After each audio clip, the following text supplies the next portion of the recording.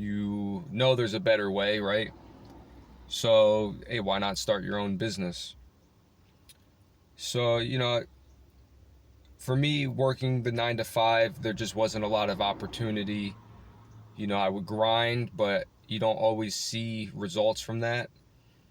I stuck it out at the same place for about 5 to 6 years. And that's my fault. Like nowadays, if you really want to make a good income, everybody says you have to job hop. But I was on the other side where I said, hey, let me just stick it out. You got to grind to make your way up the company. And there's some truth to that, right? But the reality is, I grinded, I stayed late, I showed up early, I put my own money into the business. But the business owner is not always going to recognize that, or they're not going to see it. And it leaves you feeling like you've been taken advantage of. It just leaves you feeling like, why am I staying late? Why am I showing up early? Why am I coming in on the weekends and answering emails outside of work hours if I'm not getting paid for it? But what's funny about that is when you start your own business, there's so many things I do that I just don't get paid for anyway. So unfortunately, that's like the reality of it. I mean, unless you're like Tony Robbins, or like Bill Gates, you're not going to get paid for, every 15 minutes of your time. Like, you're just not.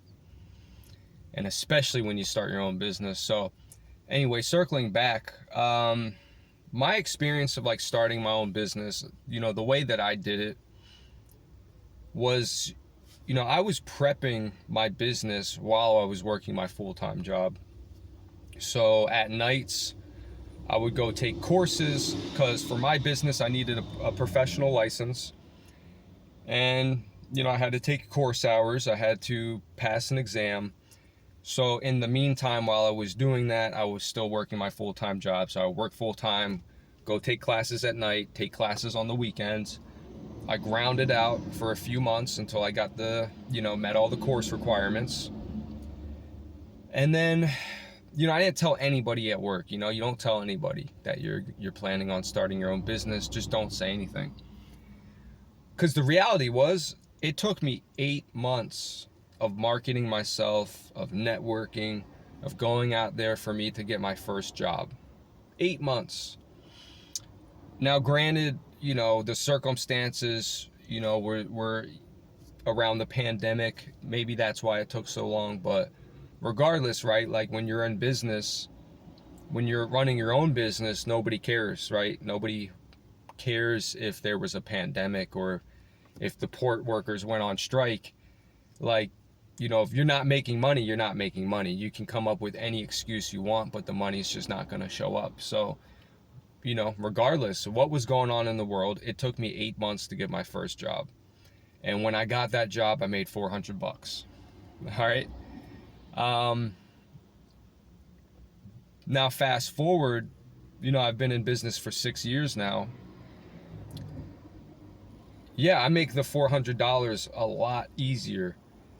So last summer I was working at a grocery store, part-time just to fill in my downtime, which actually was a hindrance, and this is where running a business it's a double-edged sword, because when times are slow, you want to work a part-time job or something. But then the issue is when I'm working the part-time job, my phone's ringing and I can't pick it up. And then I'm missing business because I'm stepping over dollars to chase pennies, because I'm basically making pennies at this part-time job.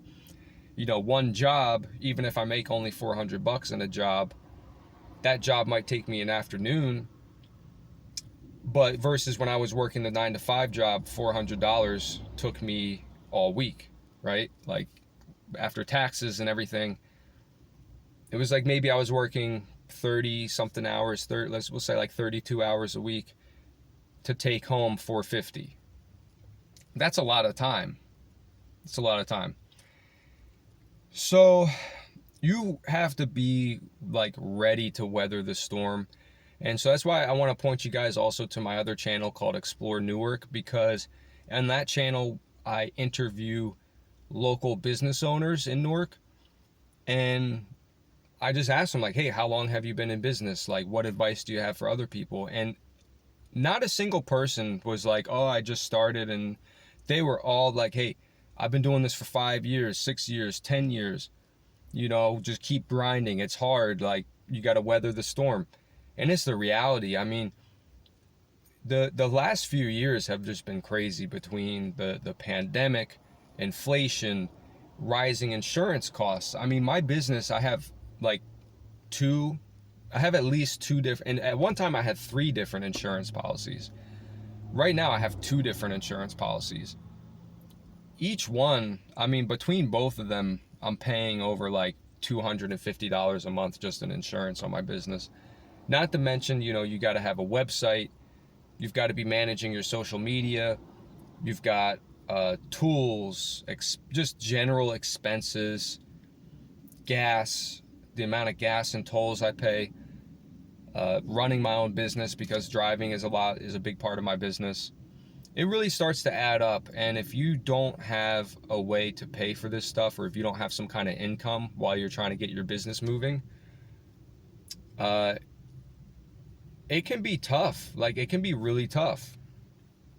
So I recommend having like a really flexible part-time job, or some kind of flexible job that will allow you to sort of run your own business in the background. It is tough with a full-time job. I mean, if you have one of these jobs where your boss expects you, at the desk at like 8:45, and if you're there at 8:46, you're going to be reprimanded.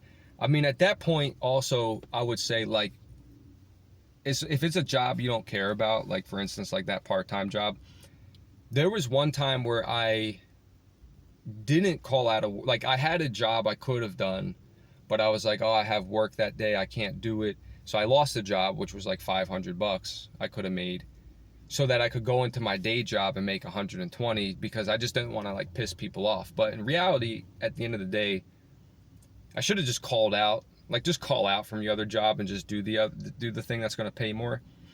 Because in the end, I ended up getting fired from that part-time job anyway, even though I was like walking on eggshells and trying to not piss people off. So the reality is it's a hustle, it's a grind. It took me months to get just one job, and then it does snowball, it does accumulate, like word of mouth is real. I get a lot of business from word of mouth. You've got to be up, like you've got to be managing your social medias, which I admit, like for my main business, I'm not super on social media.